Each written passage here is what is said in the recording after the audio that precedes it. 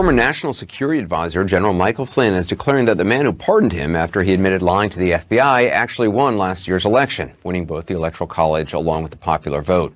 Speaking at a very, very conservative conference over the weekend in Dallas, he was joined by one of the former president's lawyers, Sidney Powell, who's also made a career saying false things about the election. But Flynn didn't stop there. At a meeting attended by some QAnon conspiracy theory believers, Flynn also had some things to say about the possibility of a coup here in the United States. CNN's Donny O'Sullivan has the details.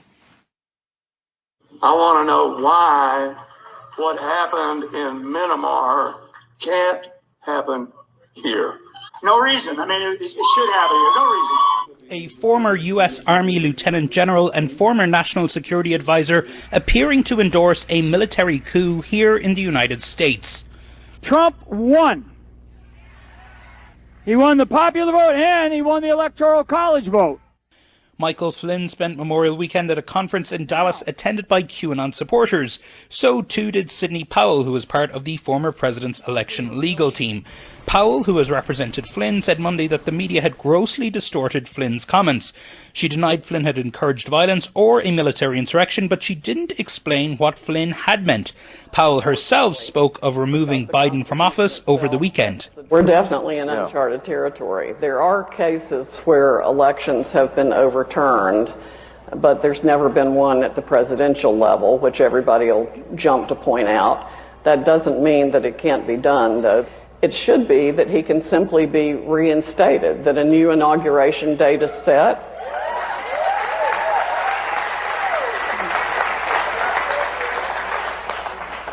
And Biden is told to move out of the White House, and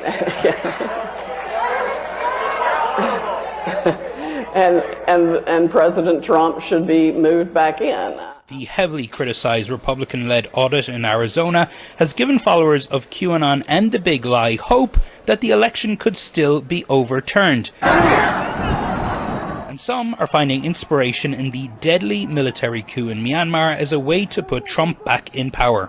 Flynn's comments were seen as an endorsement of a coup by some QAnon followers. They were welcomed overnight by a prominent peddler of QAnon who has more than 70,000 followers on Telegram, writing, "General Flynn says the quiet part out loud."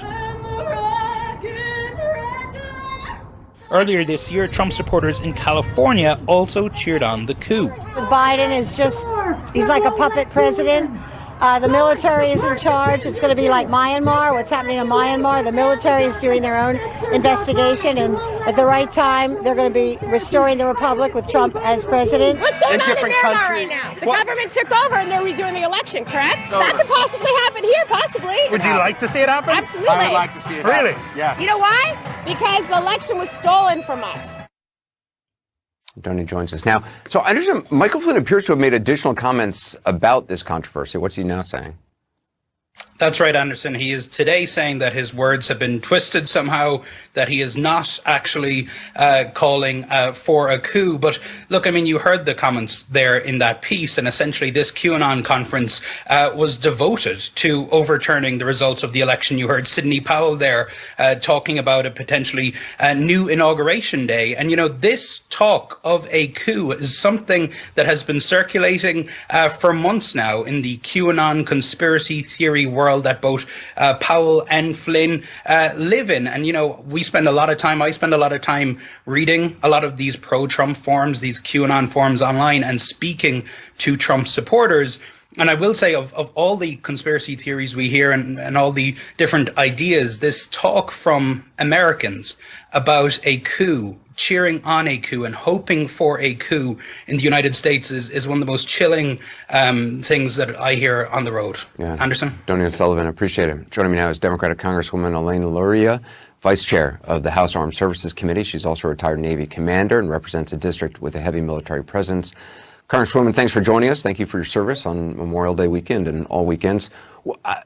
As a former service member, to hear Michael Flynn, again, a retired three-star Army general, former National Security Advisor, appearing to suggest that a Myanmar-style coup could and should happen here in the United States is stunning.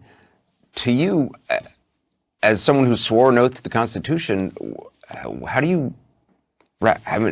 is this happening? Well, when I hear these words, I have to say that it's unconscionable. This language is dangerous. This is just the propagation of further lies. And in my mind, it's inciting violence. I heard some of the other supporters of the former president remarking before I came on. And it's dangerous that someone who served our country and retired as a 3-star general is using that position, using that title, using that voice to incite violence, essentially to encourage people to overthrow the government, as was done in Myanmar, and it's incredibly concerning. As someone who served in the military, I mean, is it possible to reconcile the sense of honor and duty exemplified by the vast majority of service members with the things that, General Flynn continues to say? I mean, he's clearly gone down this rabbit hole of conspiracies. He's multiple times talked about he's used the QAnon slogan. He's praised it. How does somebody, does it make sense to you how somebody makes an arc like he has made? It does not make sense. And you ask if there's a way to reconcile it. I say that this is irreconcilable. There's a lot of questions about whether someone who's served in the military continues to receive retirement benefits as a retired officer. I mean, General Flynn receives over $164,000 a year of taxpayers' money in his position as a retiree and a former general. And the fact that he's making these kinds of comments, inciting violence, recommending that there should be a coup to overthrow the U.S. government, is unconscionable. And I truly believe that action should be taken against General Flynn. You mentioned the kind of language is dangerous. We saw that certainly on January 6th. We've heard from a number of federal judges who've also now echoed that, saying that in response to cases they have before them of conspirators. I mean, or people who took part in the attack? I mean, do you think, has the problem subsided, you think, or has anything changed since the insurrection? It has not. Honestly, it's like a crescendo. I keep hearing it growing, and the suggestions continue to become more and more violent in nature. And I would say that General Flynn's remarks border on sedition. There's certainly conduct on becoming an officer. Those are both things that can be tried under the Uniform Code of Military Justice. And I think that as a retiree of the military, it should certainly be a path that we consider to have consequences for those types of words. You really think this is possibly sedition?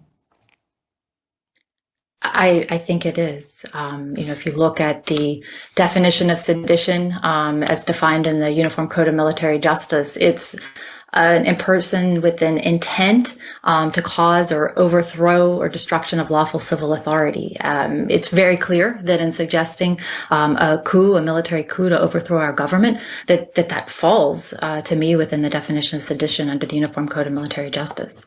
All right. Congressman Luria, I appreciate your time. Thank you. Yes, thank you.